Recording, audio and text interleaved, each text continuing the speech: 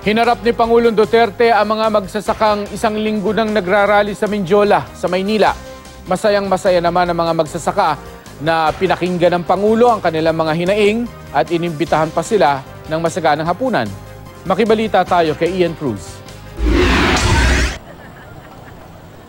Mula sa tapat ng Centro Escolar University, naglakad si Pangulong Duterte patungong Mindiola.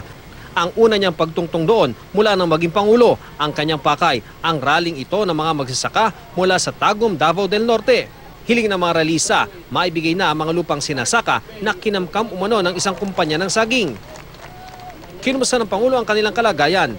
Noong Mayo, una pa nag-rally sa Mindiola ang mga ito.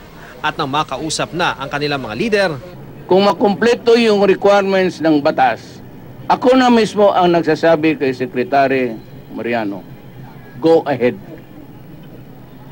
Ayaw na pagdugay-dugay. Go ahead. Para matapos ang problema dyan. Gulo, pati patayan. Dati sa amin yun, i-take over na namin yung 145 hectares. Kami po ang sa San Isidro Farm, Tagum, Davao del Norte. so anong pakiramdam nyo na si Presidente? Masaya ako, kaya nga ngayon hindi ko na alam kung anong gagawin ko. Sobrang saya talaga. Masayang-masaya kami dahil ang mga problema namin siguro malutas na.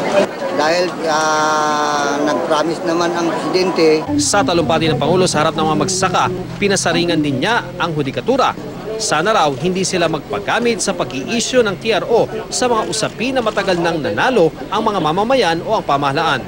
I would like to ask the courts and the judiciary, stop this business of issuing TRO. Because there will be sometime na pati ako hindi man na maniwala. Hindi na ninyo rin ako mapigilan. Yung maglaro-laro ninyo, nanalo na ang gobyerno ng ilang taon, tapos pupunta ng mga ibang remedy. Nagbabala rin ang Pangulo sa mga mamamayan na hindi raw nagbabayad ng tamang buwis. Bago magtapos, nangako rin ang Pangulo sa mga magsasaka ng masaganang hapunan sa isang hotel at sa eroplano raw sila sasakay kapag umuwi na sa Davao.